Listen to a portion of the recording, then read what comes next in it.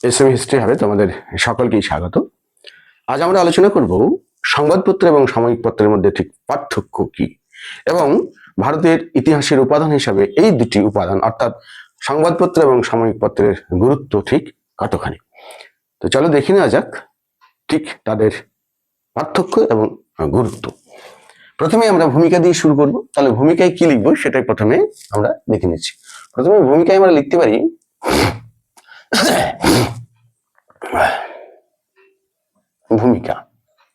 ভূমিকায় আমরা যেটা লিখবো সেটা হচ্ছে যে এই সংবাদপত্র এবং সাময়িক পত্র এবং সাময়িক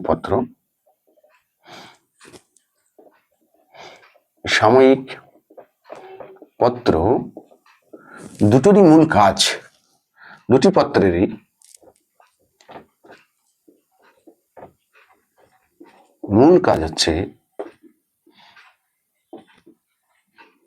কাজ হলো সংবাদ পরিবেশন করা, অর্থাৎ সংবাদ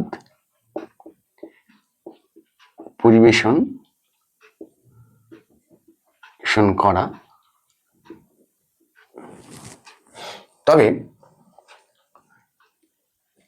তবে সময়সূচি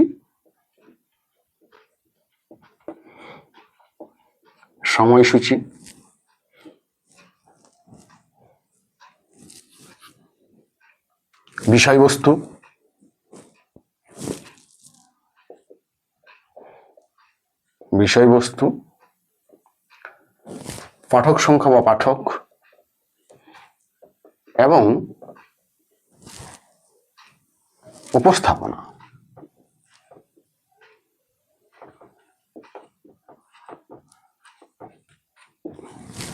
উপস্থাপনার উপরে ভিত্তি করে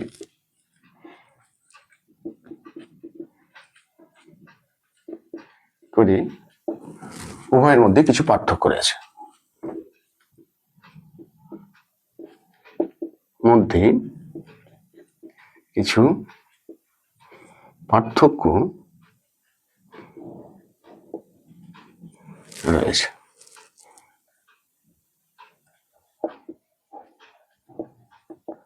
সেগুলি হলো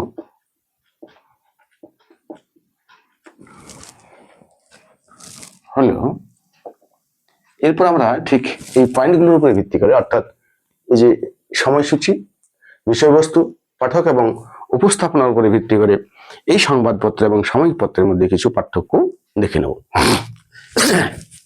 এই বিষয়ে তোমাদের একটু সংক্ষেপে বলে রাখি যে সংবাদপত্র বলতে আমরা যেগুলি বুঝি সেটা হচ্ছে সাধারণত সকালবেলায় অর্থাৎ ভোরবেলাতেই আমরা দেখেছি যে আমাদের বাড়ি বাড়ি যে দৈনিক পত্র অর্থাৎ সংবাদপত্রগুলি আমাদের বাড়িতে আসে এবং যেখান থেকে আমরা সেই দিনের বা বিগত বা তার আগের দিনের একটা বিস্তারিত খবর অর্থাৎ দেশ এবং বিদেশের বিভিন্ন ঘটনাবলীর সম্পর্কে তথ্য আমরা সেখান থেকে পেয়ে থাকি। এবং সাময়িক পত্রের মধ্যে কিন্তু ঠিক সেরকম দেশ বিদেশের কোনো খবর নির্দিষ্ট করে বা দেশ বিদেশের সমস্ত খবর, ঘটে যাওয়া সমস্ত ঘটনাবলী বা দেশ বিদেশের সমস্ত ঘটে যাওয়া ঘটনাবলীর খবর কিন্তু এই সাময়িক পত্রে সাধারণত পাওয়া যায় না। তাহলে সেখানে কি পাওয়া যায় না, সেখানে সাধারণত যে মানে তথ্যগুলি বা বিষয়গুলি পাওয়া যায় সেগুলি হচ্ছে সেখানে একটা নির্দিষ্ট পাঠকের জন্য নির্দিষ্ট কিছু বিষয় নিয়ে আলোচনা বা রচনা বা তথ্য পরিবেশন করা হয়ে থাকে। যেমন ধরো হয়তো রান্নাবান্না সম্পর্কে কোন একটা সাময়িক পত্র যদি প্রকাশিত হয়, রান্নাঘর যেমন, তাহলে সেখানে কি থাকবে না, সেখানে থাকবে রান্না সংক্রান্ত বিষয়গুলি সম্পর্কে আলোচনা এবং ওই সময়ের উপযোগী কোন কোন রান্না সেই সময় বিশেষ গুরুত্বপূর্ণ সেরকম ধরনের কিছু বিষয় অর্থাৎ রান্না সংক্রান্ত বিষয়গুলি সেই পত্রিকায় বা সাময়িক পত্রে থাকবে। এবং সেগুলি কিন্তু একেবারে সংখ্যাগরিষ্ঠ জনগণ অর্থাৎ সকলেই পড়বে তেমন কোনো কথা নাই। সাধারণত রান্না সম্পর্কে যারা ইন্টারেস্টেড অর্থাৎ যারা আগ্রহী তারাই সাধারণত ওই সাময়িক পত্রগুলির পাঠক হয়ে থাকেন। ঠিক সেরকম আরো বিভিন্ন বিষয়, যেমন ধরো হয়তো চাকরি সংক্রান্ত বিষয়ে যে সমস্ত পরীক্ষার্থীরা বা চাকরি প্রার্থীরা যারা নিজেদের ক্যারিয়ার তৈরি করার জন্য ব্যস্ত রয়েছে, তারা তাদের খবর সংক্রান্ত নির্দিষ্ট কিছু পত্রিকা বা নির্দিষ্ট কিছু সাময়িক পত্র তারা ফলো করে থাকেন বা দেখে থাকেন। যেমন ধরো আমাদের সময় ছিল সেগুলো হচ্ছে কর্মক্ষেত্র সংস্থান বা কর্মসংস্থান পত্রিকা, তার একটা মাসিক পত্রিকা, তেমনি ঠিক সাফল্য মাসিক পত্রিকা, এই ধরনের কিছু পত্রিকা বা চলচ্চিত্র সম্পর্কে বিশেষ কোনো সাময়িক পত্র, সেগুলি কিন্তু একটা নির্দিষ্ট পাঠকের জন্য নির্দিষ্ট বিষয়ের উপর ভিত্তি করে এগুলি রচিত হয় এবং এগুলি সাধারণত মাসিক অথবা ত্রৈমাসিক হয়ে থাকে, অর্থাৎ 1 মাস বা 3 মাস পর পর সেগুলি প্রকাশিত হয়। আর সংবাদপত্র কি হয়, সংবাদপত্র প্রতি ক্ষেত্রে হয় সেটা দৈনিক প্রকাশিত হতে থাকে অথবা সেটা সাপ্তাহিকও হতে পারে বা কোনো কোনো ক্ষেত্রে সেটা পাক্ষিক বা মাসিকও হয়ে থাকে। তো যাই হোক, একটা কোনো প্যারামিটারের উপর বা একটা কোনো ভিত্তির উপরে ভিত্তি করেই আমরা এই সংবাদপত্র এবং সাময়িক পত্রের মধ্যে পার্থক্য করতে পারি না। মূলত সমস্ত ভিত্তিগুলির উপরে, এই যে 4টি ভিত্তির কথা বললাম, সেগুলির উপরে বিচার বিবেচনা করেই ওই পত্রিকাগুলিকে কোনটিকে সাময়িক পত্র এবং কোনটিকে সংবাদপত্র বলা হবে সেই সম্পর্কে নির্ধারণ করা হয়ে থাকে। তবে তার আগে আমরা আলোচনায় ভেতরে যাওয়ার আগে আমরা আর একটু বিষয় তোমাদের সঙ্গে আলোচনা করে নিতে পারি। সেটা হচ্ছে, যেগুলি প্রতিদিন প্রকাশিত হয় সেগুলিকে বলা হয় দৈনিক পত্র, যেগুলি সপ্তাহে সপ্তাহে প্রকাশিত হয় সেগুলিকে বলা হয় সাপ্তাহিক পত্রিকা, যেগুলি 15 দিন অন্তর অন্তর প্রকাশ পেয়ে থাকে সেগুলিকে বলা হয় পাক্ষিক পত্রিকা, যেগুলি 1 মাস পর পর বা মাসে একবার প্রকাশিত হয় সেগুলিকে বলা হয় মাসিক পত্রিকা, এবং যেগুলি 3 মাস পর পর প্রকাশিত হয় সেগুলিকে আমরা সাধারণত বলে থাকি ত্রৈমাসিক পত্রিকা। তাহলে এই গেল তাদের ভাগ সম্পর্কে আলোচনা। এরপরে আমরা পার্থক্যটা একটু করে নিই। প্রথমে আমরা দুটো পত্রকে আলাদা করে লিখে নিই। একটা হচ্ছে সংবাদপত্র, সংবাদপত্র, আরেকটা হচ্ছে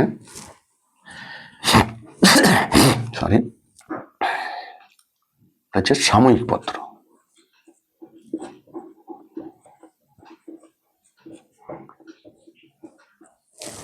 এই সংবাদপত্র এবং সাময়িক পত্রকে আমরা এই 4টি ভিত্তির উপরে দাঁড়িয়ে পার্থক্যটা দেখে নেব। প্রথমত তাহলে 1 নম্বরে আমরা লিখতে পারি, সেটা যে সময়সূচি।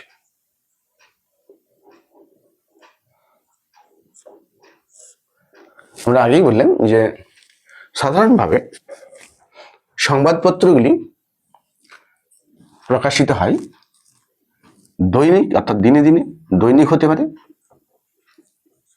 অথবা সাপ্তাহিক হয়ে থাকে, সাপ্তাহিক, অর্থাৎ সেগুলি হয় প্রতিদিন প্রকাশ পাবে এমন হতে পারে, আবার কিছু কিছু ক্ষেত্রে সেগুলি সপ্তাহে একবার অর্থাৎ সাপ্তাহিক হতে পারে। তবে অনেক পত্রিকা ছিল যেগুলি প্রথমে মাসিক হিসেবে প্রকাশিত হতো, পরবর্তীকালে সেগুলি সাপ্তাহিক হয়েছে, আবার তার পরবর্তীকালে সেগুলি হয়তো দৈনিকও পরিণত হয়েছে। এরপরে আমরা দেখে নেব সাময়িক পত্র। সাময়িক পত্র সাধারণত হয়ে থাকে মাসিক পত্রিকা হয়ে থাকে অথবা ত্রৈমাসিকও হয়ে থাকে, মাসিক বা ত্রৈমাসিক, সেই বা ত্রৈমাসিকও হয়ে থাকে। এই গেল সময়সূচি। এরপরে আমরা দেখে নেব 2 নম্বর যে পয়েন্টটি রয়েছে, সেটা হচ্ছে, তাহলে পয়েন্টটা করি, বিষয়বস্তু। বিষয়বস্তুর ক্ষেত্রে কি কি থাকতে পারে না, এই যে সংবাদপত্র, সেই সংবাদপত্রের ক্ষেত্রে মূলত বিষয়বস্তুটা হচ্ছে দৈনিক খবর।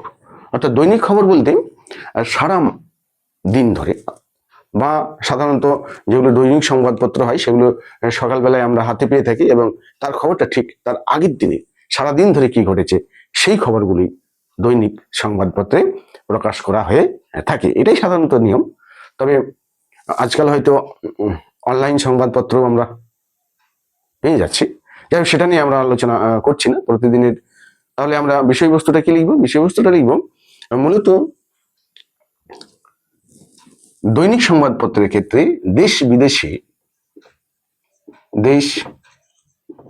বিদেশে ঘটে যাওয়া ঘটনাগুলি সম্পর্কে খবর পরিবেশন করে, ঘটনাগুলি সম্পর্কে খবর পরিবেশন করে। এছাড়াও এই পত্রিকায় নানা রকম সম্পাদকীয় কলাম থাকে, সেখানে আরো বিভিন্ন বিষয় প্রকাশিত হয়ে থাকে, কাব্যগ্রন্থ, কবিতা এবং সম্পাদকীয় কলমে সম্পাদকের নিজস্ব মতামত ইত্যাদি নানা রকম বিষয় কিন্তু এর মধ্যে থেকে আমরা পেয়ে থাকি। আর সাময়িক পত্রের ক্ষেত্রে বিষয়বস্তুটা হচ্ছে একটা নির্দিষ্ট বিষয়বস্তু। এখানে কিন্তু একেবারেই আনলিমিটেড কোনো বিষয় নয়, ঠিক লিমিটেড, অর্থাৎ নির্দিষ্ট একটা বিষয়ের উপরে কি করা হয়, আলোচনা করা হয়। তাহলে আমরা বলতে পারি যে সাময়িক পত্রের ক্ষেত্রে নির্দিষ্ট বিষয়ের উপর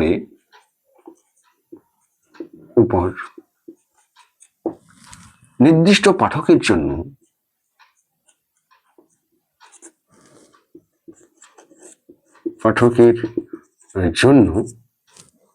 কি করা হয় না, আলোচনা করা হয়ে থাকে। তবে নির্দিষ্ট বলতে কেবলমাত্র একটা কোনো নির্দিষ্ট বিষয়বস্তুই থাকবে এমন কোনো কথা নাই। বেশিরভাগ সাময়িক পত্রে দেখা গেছে যে হয়তো ধরো ছাত্রছাত্রীদের জন্য ইতিহাস, ভূগোল, রসায়ন ইত্যাদি নানা বিষয় সম্পর্কে আলোচনা করা হয়েছে। আবার কোনো কোনো ক্ষেত্রে দেখা গেছে যে হয়তো সেখানে শুধুমাত্র কোনো সাহিত্য বা কাব্যগ্রন্থের বিষয়বস্তুকে প্রকাশ করা হয়েছে সেই সাময়িক পত্রের মাধ্যমে। তবে শুধুমাত্র ওইটুকু অংশই যে প্রকাশ করা হয় তা নয়, তার সঙ্গে সঙ্গে আরো কিছু কিছু বিষয়বস্তু সেখানে থেকে থাকতেই পারে। যাই হোক, তাহলে আমরা দেখে নিলাম যে বিষয়বস্তুর উপরে ঠিক কিভাবে এটাকে পার্থক্যে আনা যায়। এবং এরপরে আমরা দেখে নেব যে পাঠক সংখ্যা, ঠিক পাঠক সংখ্যার উপরে, ঠিক পাঠক 3 নম্বর, পাঠক বা পাঠক সংখ্যা। পাঠকের ক্ষেত্রে দেখা গেছে যে একটা বৃহত্তর জনগোষ্ঠী কিন্তু কি করেন, এই সংবাদপত্রের থেকে তথ্য নিয়ে থাকে বা সংবাদপত্র পড়ে থাকেন। তাহলে আমরা সেটা লিখে নিই, বৃহত্তর জনগোষ্ঠীর জন্য এই সংবাদপত্র তথ্য পরিবেশন করে থাকে। এখানে লিখতে পারি তাহলে বৃহত্তর জনগোষ্ঠীর জন্য, জনগোষ্ঠী হচ্ছে এর পাঠক। অপরদিকে সাময়িক পত্রের ক্ষেত্রে পাঠক সংখ্যা একেবারেই নির্দিষ্ট। তাহলে এখানে লিখতে পারি যে পাঠক সংখ্যা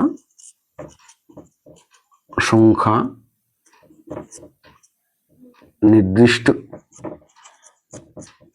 অর্থাৎ নির্দিষ্ট একটি জনগোষ্ঠীর জন্য এই সাময়িক পত্র প্রকাশিত হয়ে থাকে এবং নির্দিষ্ট জনগোষ্ঠী সেই সাময়িক পত্রটি পড়ে থাকেন বা সংগ্রহ করে থাকেন। এরপরে আমরা দেখে নেব উপস্থাপনা। ঠিক এই উপস্থাপনার ভিত্তিতে আমরা এই সংবাদপত্র এবং সাময়িক পত্রের মধ্যে একটা পার্থক্য করতে পারি, সেটা হচ্ছে 4 নম্বর, উপস্থাপনা।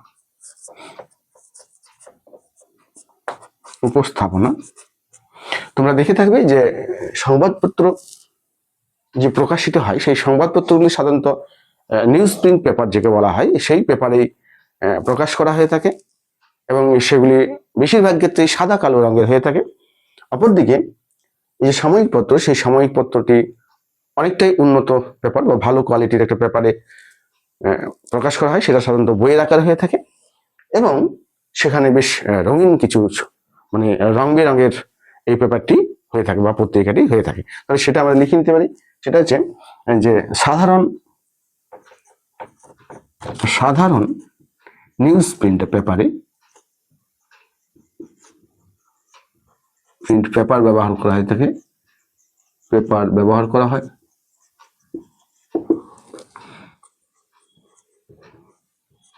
হয়ে থাকে এবং সাধারণত সাদা কালো বা কম রঙের ব্যবহার থাকে এবং সাদা কালো রঙের ব্যবহার হয়ে থাকে।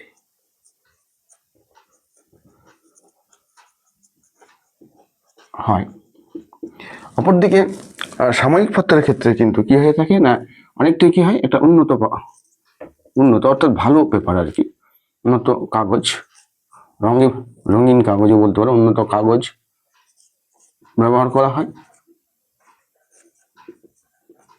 হয় এবং সেই সঙ্গে কি হয়ে থাকে না, রং বেরঙের হয়ে থাকে, রং বেরঙের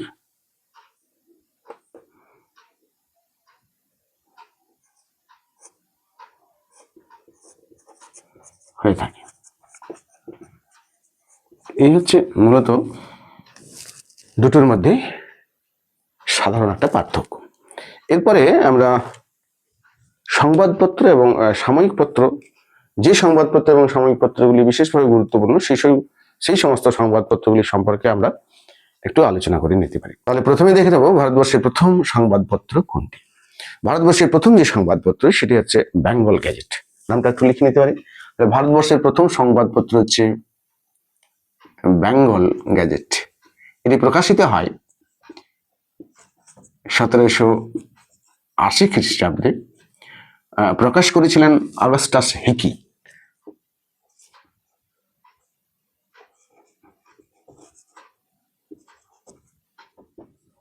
অগাস্টাস হিকি, এই অগাস্টাস হিকি হচ্ছেন এই বেঙ্গল গেজেটের প্রকাশক, এবং এই সংবাদপত্রটি প্রকাশিত হওয়ার 2 বছরের মধ্যেই বন্ধ হয়ে যায়। 1782 খ্রিস্টাব্দে এই সংবাদপত্রটি ইংরেজ ইস্ট ইন্ডিয়া কোম্পানি বন্ধ করে দেয়। কেন বন্ধ করে দেয় না, এই সংবাদপত্রটির মূল যে কাজ সেটা ছিল তৎকালীন সময়ের দেশ এবং বিদেশের নানা খবরকে কি করা, নানা খবর প্রচার করা।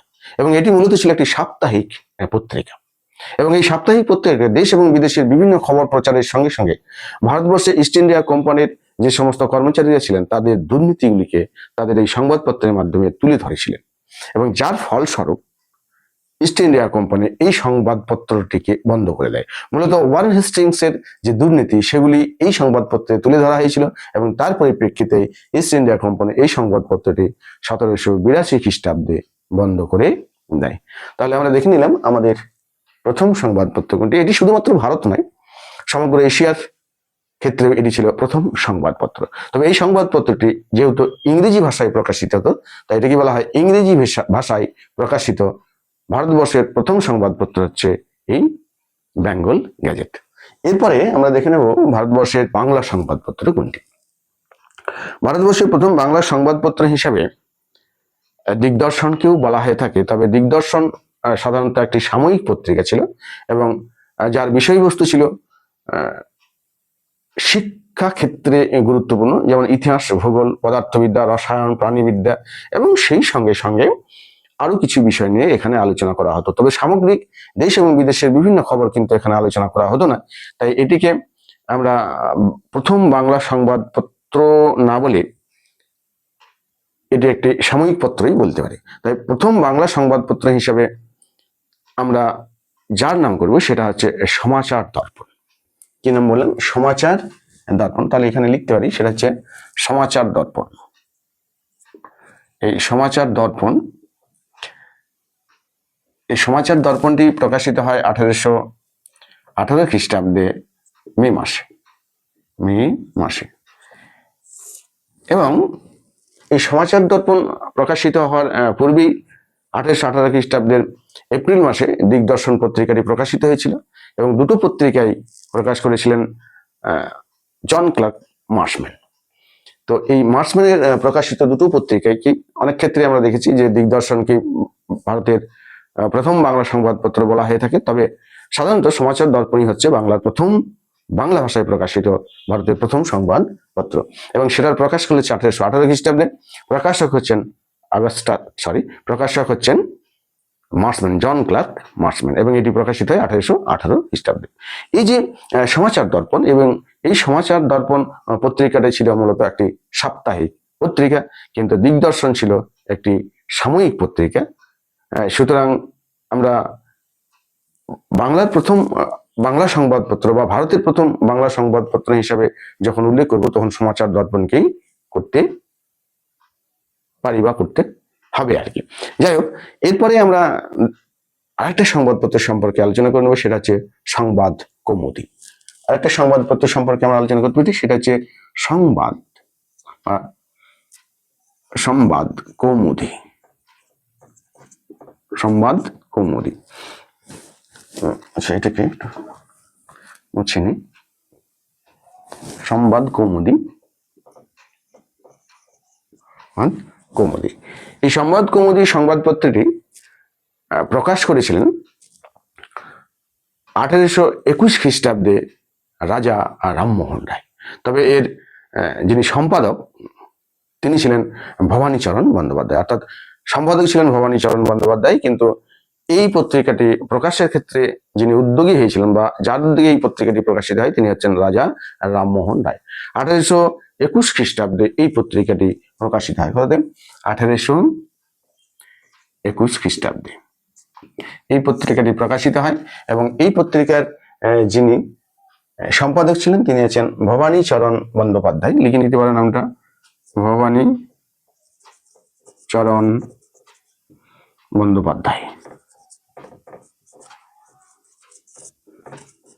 অপরদিকে সমাচার দর্পণের যিনি প্রকাশক বা সম্পাদক তিনি হচ্ছেন কি, তিনি হচ্ছেন জন ক্লার্ক মার্সম্যান। তাহলে আমরা মূলত 3-4টে পত্রিকার কথা আলোচনা করে নিয়েছি। এছাড়াও বঙ্গদর্শন পত্রিকার কথা আমরা পরবর্তীকালে জানবো, সম্প্রকাশের কথা আমরা জেনে নেবো। তবে যেহেতু তোমাদের সিলেবাসে বঙ্গদর্শন এবং সম্প্রকাশ পত্রিকাটি বিস্তারিতভাবে রয়েছে, সুতরাং সে বিষয়ে আমরা একটা নতুন ক্লাসে কোন এক সময় আলোচনা করে নেব।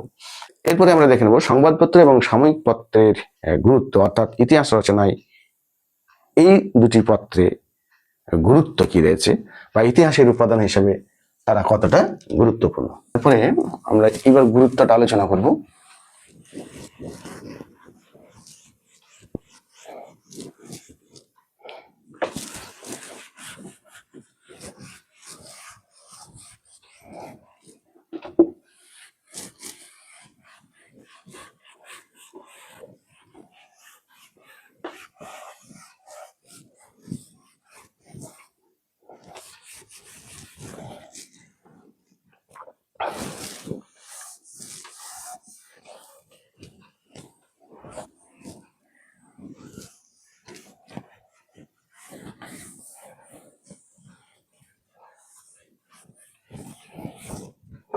এরপর আলোচনা করবো গুরুত্ব। তাহলে গুরুত্ব হিসেবে পয়েন্টটা করি।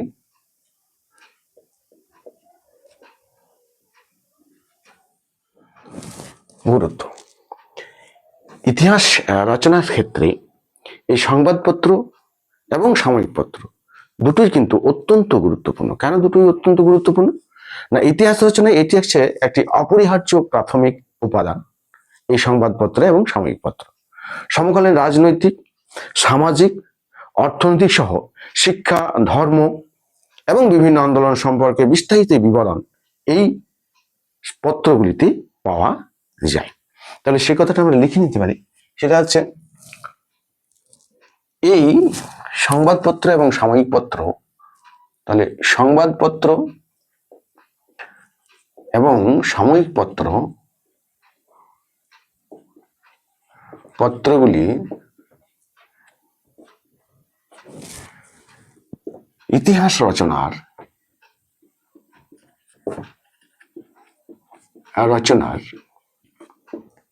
অপরিহার্য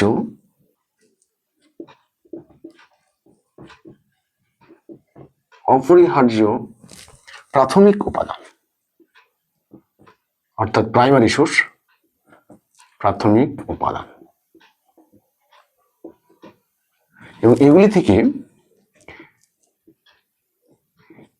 থেকে কি পাওয়া যেতে পারে? সামাজিক,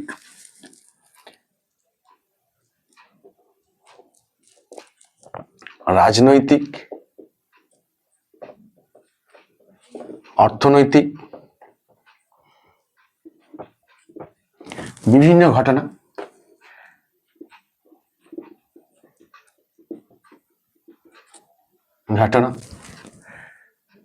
এবং ঘটনা সহ শিক্ষা,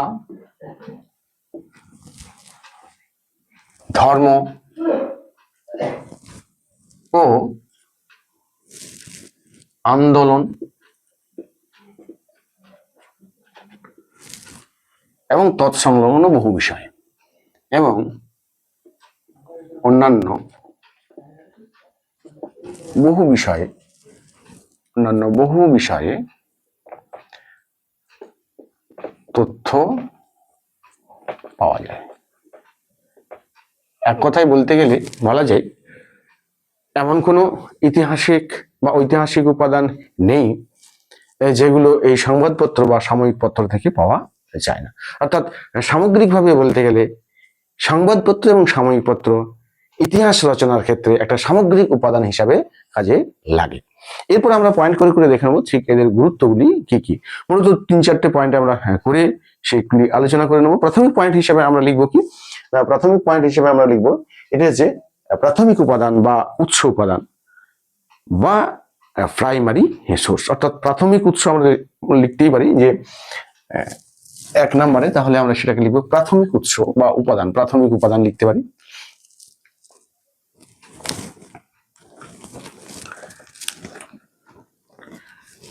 সরি,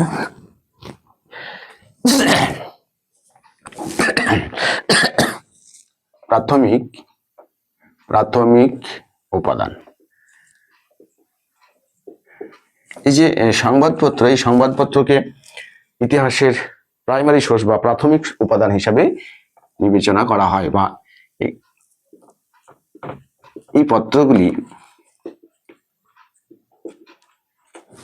ইতিহাস রচনার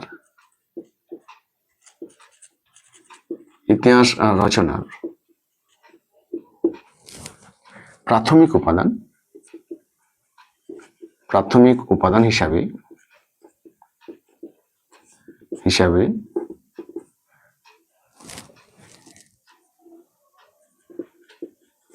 অত্যন্ত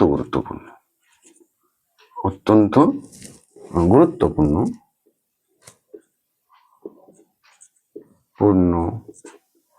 ভূমিকা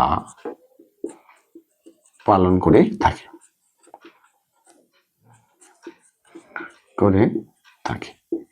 এটা 1 নম্বর।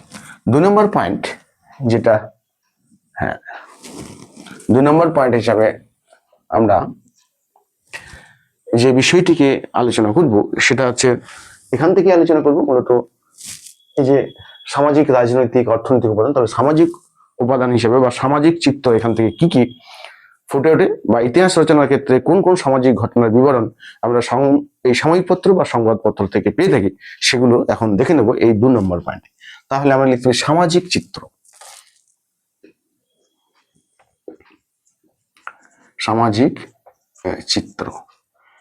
এই সংবাদপত্রে সামাজিক চিত্র কিভাবে ফুটে ওঠে বা সামাজিক কি কি ঘটনাবলীর বিবরণ পাওয়া যায়।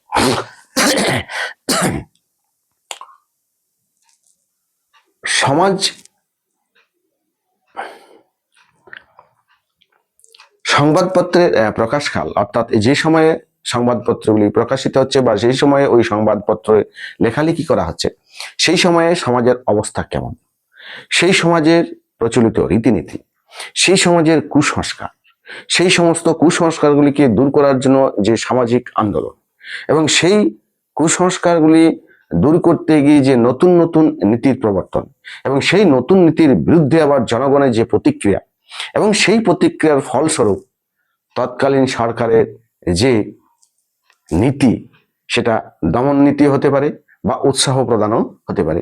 এই সমস্ত ঘটনাগুলি আলোচনা কিন্তু এই সংবাদপত্রে একেবারে প্রাথমিক উৎস হিসেবে পাওয়া যায়। অর্থাৎ কোনো রকম বিকৃত নয় বা কোনো রকম ভাবে সেগুলিকে পরিবর্তন করে তথ্য উপস্থাপনের ব্যাপার নয়, একেবারে সরাসরি তৎকালীন সময়ে একেবারে সঙ্গে সঙ্গে ঘটে যাওয়া যে সমস্ত ঘটনা, তারই বিবরণ এই সংবাদপত্র বা সাময়িক পত্রগুলি পরিবেশন করে থাকে। যার ফলে ইতিহাস বিকৃত হওয়ার কোনো রকম সুযোগ সেই সংবাদপত্র বা সাময়িক পত্রের তথ্য থেকে সাধারণত থাকে না। তবে কোনো কোনো ক্ষেত্রে হয়তো তার ব্যতিক্রম ঘটে যেতে পারে, তবে সেগুলি খুবই কম মাত্রায় ঘটে। তাহলে আমরা সেই ঘটনাটা লিখে দিতে পারি কথা, যে সমাজে প্রচলিত নানা নিয়ম কানুন সমকালীন, আচ্ছা এটা সমকালীন সমকালীন সমাজ ব্যবস্থা, সমাজে প্রচলিত রীতিনীতি,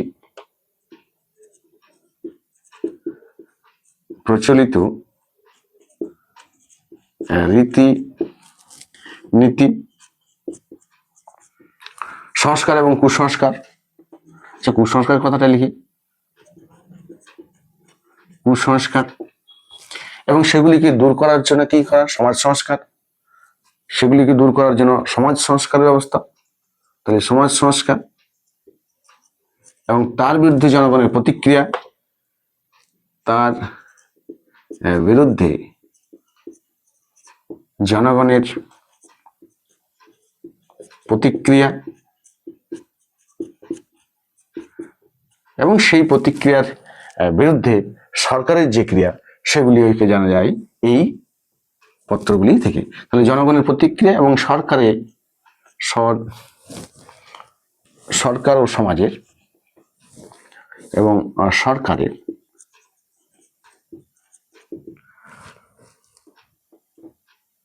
গৃহীত নীতিগুলির বিষয়ে বিস্তারিত জানা যায়। তো তথ্য পাওয়া যায় যা ইতিহাস রচনার ক্ষেত্রে গুরুত্বপূর্ণ উপাদান হিসাবে কাজ করে থাকে। এই হচ্ছে সামাজিক চিত্র। এরপরে আমরা দেখে নেব রাজনৈতিক অবস্থা বা রাজনৈতিক যে ক্রিয়াকলাপ এবং প্রতিবাদ। তাহলে রাজনৈতিক কি বিষয়ে জানা যায় সেটা আমরা একটা পয়েন্ট করে লিখব। রাজনৈতিক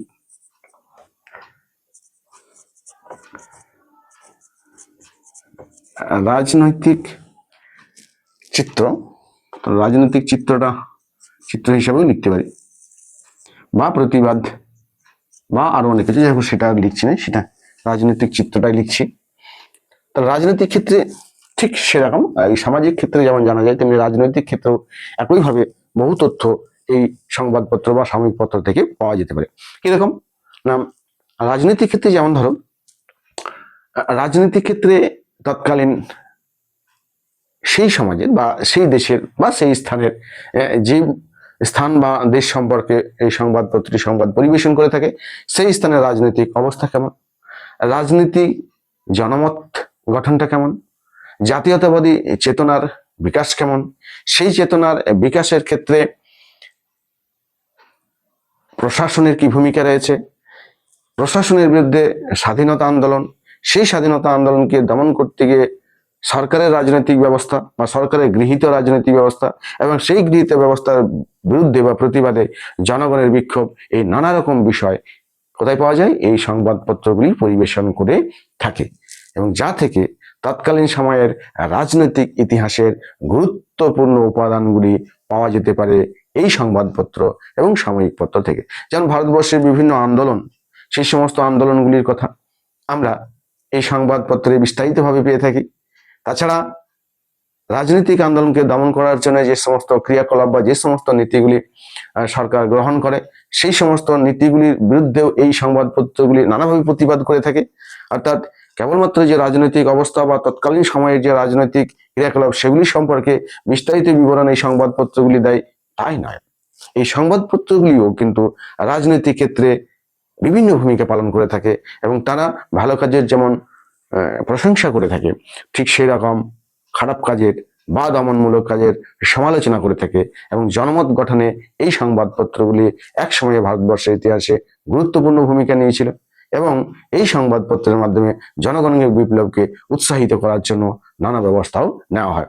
যেমন তোমরা পরবর্তীকালে দেখবে যে বঙ্গদর্শন পত্রিকার মাধ্যমে বঙ্কিমচন্দ্র কিভাবে ভারতের জাতীয়তাবাদকে আরো বৃহত্তর আকারে তুলে ধরেছিলেন এবং জনগণের মধ্যে জাতীয়তাবাদকে বিস্তার ঘটাতে সক্ষম হয়েছিলেন।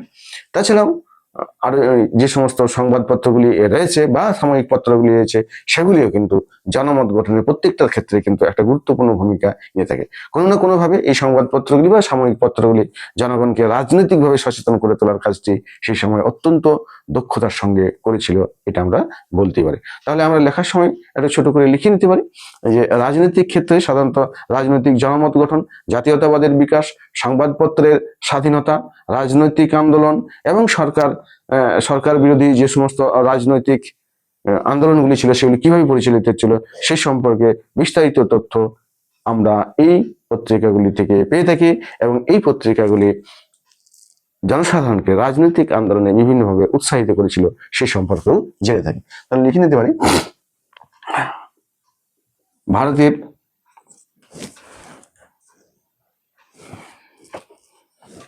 বিভিন্ন পত্রিকা, বিভিন্ন পত্রপত্রিকা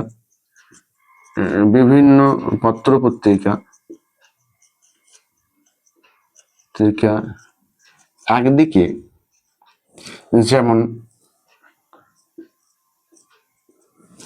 যেমন সমকালীন রাজনৈতিক অবস্থা অবস্থাকে তুলে ধরে জনগণের সামনে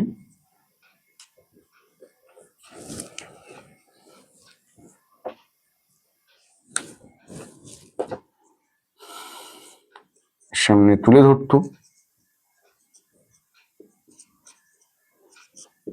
তেমনি সরকারের বিরুদ্ধে, সরকারের দমনমূলক নীতির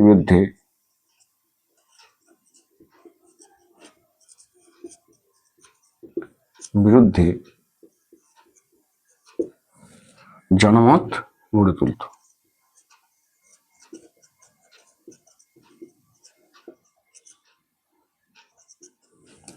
জাতীয়তাবাদের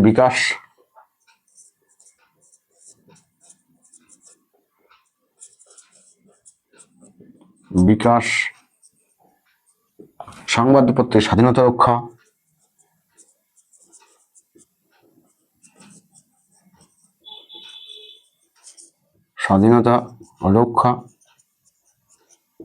এবং ভারতের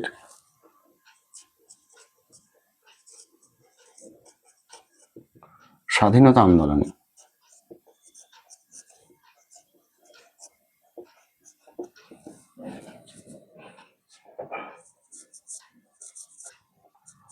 গুরুত্বপূর্ণ ভূমিকা ছিল এই পত্র পত্রিকাগুলি।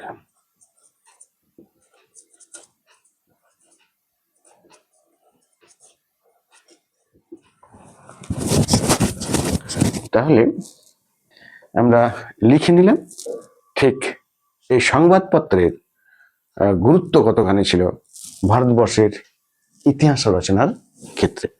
এর পরেও আমরা আরো দু একটা পয়েন্ট করে নিতে পারি, সেই পয়েন্টগুলো এখন দেখে নেব ঠিক আর কি কি পয়েন্ট লিখতে পারি।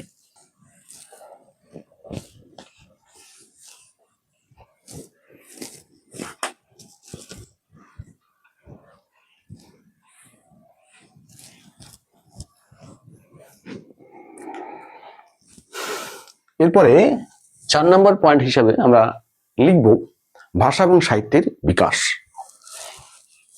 4 নম্বর পয়েন্ট ঘ, ভাষা ও সাহিত্যের বিকাশ।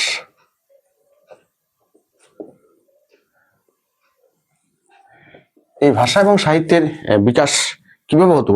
সংবাদপত্র বা সাময়িক পত্রের মাধ্যমে। না, তোমরা জানো যে অনেক সাময়িক পত্র রয়েছে, যেমন ধরো দিগদর্শন, এবং এই দিগদর্শন পত্রিকায় নানাভাবে ভারতীয় ভাষায়, বিশেষ করে বাংলা ভাষায় ইতিহাস, ভূগোল, বিজ্ঞান, ধর্ম এবং নানা বিষয়টি তুলে ধরা হতো, যার ফলে একদিকে যেমন ভাষার শ্রীবৃদ্ধি ঘটেছিল, ঠিক সেই সঙ্গে সঙ্গে সাহিত্যের সঙ্গে সঙ্গে বিজ্ঞান এবং সংস্কৃতিরও যথেষ্ট উন্নত হয়েছিল।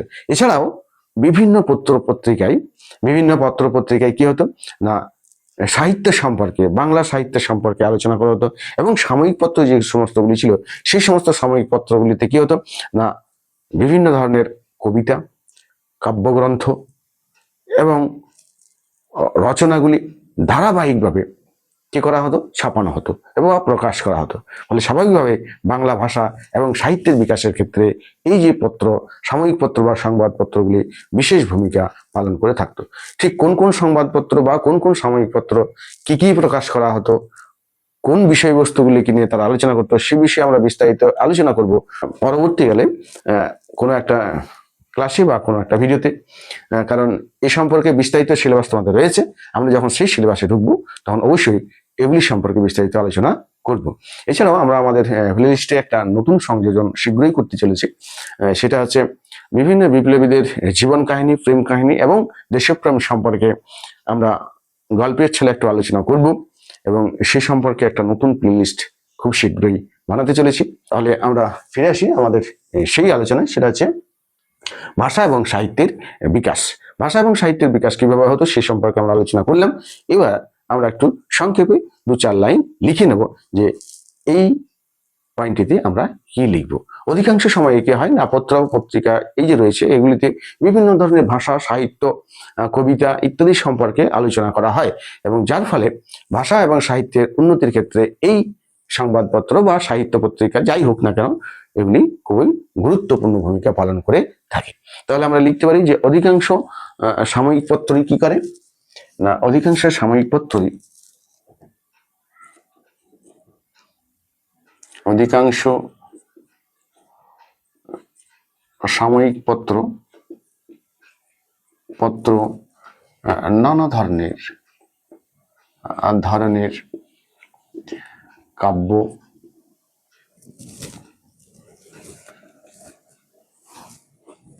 কাব্য, সাহিত্য, কবিতা,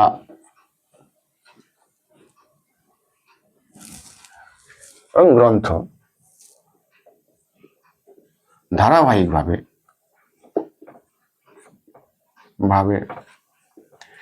প্রকাশ করে এবং ব্যাকরণ সংক্রান্ত আলোচনা করে থাকে, এবং ভাষা ও ব্যাকরণ সংক্রান্ত দীর্ঘ আলোচনা করে থাকে।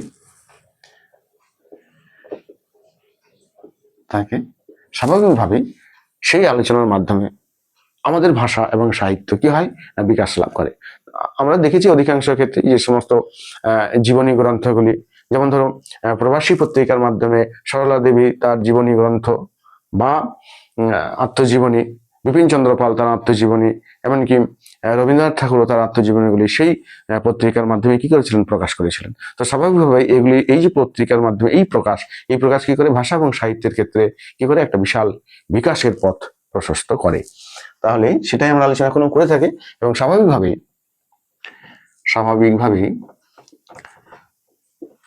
তা কি করে না, তা ভাষা ও সাহিত্যের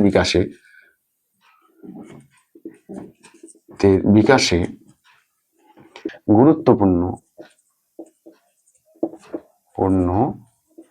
ভূমিকা পালন করে থাকে।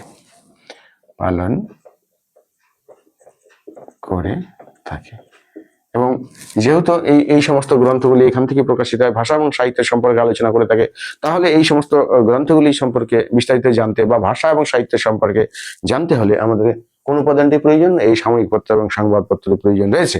তাহলে আমরা বলতেই পারি যে ভাষা এবং সাহিত্যের বিকাশের ক্ষেত্রে বা ভাষা এবং সাহিত্য সম্পর্কে আলোচনার ক্ষেত্রে বা রচনার ক্ষেত্রে এই যে পত্র পত্রিকা এটি ইতিহাসের একটা গুরুত্বপূর্ণ উপাদান রূপে কাজ করে থাকে। এছাড়াও আমরা যে বিষয়টা আলোচনা করবো সেটা হচ্ছে আরেকটা করে নিতে পারি, যাতে তোমরা 4 নম্বরের প্রশ্নে এলে 4টি পয়েন্ট দিয়ে সুন্দর করতে পারবে। এর মধ্যে আরেকটা পয়েন্ট আমরা লিখে নিতে পারি বা না লিখলেও হয়, সেটা হচ্ছে যে ঐতিহাসিক উপাদান হিসাবে বা ধারাবাহিক ইতিহাস রচনার উপাদান। তোমরা জানো যে এই পত্রপত্রিকাগুলির মাধ্যমে বিভিন্ন জীবনী গ্রন্থ থেকে শুরু করে অন্যান্য যে সমস্ত কাব্যগ্রন্থ বা কবিতার বইগুলি লেখকরা প্রকাশ করতেন, সেগুলি এই যে সাময়িক পত্র বা পত্রপত্রিকার মাধ্যমে সম্পাদকীয় কলমে হোক বা কোনো ভাবেই তারা কি করতেন না, এই পত্রপত্রিকাগুলির মাধ্যমে তাদের গ্রন্থগুলিকে প্রকাশ করতেন। এবং স্বাভাবিকভাবে সেই সমস্ত গ্রন্থগুলির যে ধারাবাহিক ইতিহাস, সেই ধারাবাহিক ইতিহাসটা জানতে গেলে এই সংবাদপত্রগুলি একটা গুরুত্বপূর্ণ উপাদান হিসেবে বিবেচিত হয়ে থাকে। এরপরে আমরা উপসংহারে বলতে পারি যে সংবাদপত্র এবং যে সাময়িক পত্র, এই সংবাদপত্র এবং সাময়িক পত্র যে শুধুমাত্র সংবাদ পরিবেশন করে তাই নয়, কিন্তু ইতিহাসে একটা জীবন্ত দলিল হচ্ছে এই সংবাদপত্র এবং সাময়িক পত্র। সুতরাং ভবিষ্যতের আলোকে বর্তমানকে যদি প্রাসঙ্গিক ভাবে তুলে ধরতে হয়, তাহলে এই উপাদানটি ইতিহাস রচনার ক্ষেত্রে একটি গুরুত্বপূর্ণ উপাদান হিসেবে বিবেচিত হবে। তাহলে আজকের আলোচনা আমরা এখানেই শেষ করছি। পরের আবার দেখা হবে কোনো একটা ক্লাসে। তাহলে আজ এই পর্যন্ত।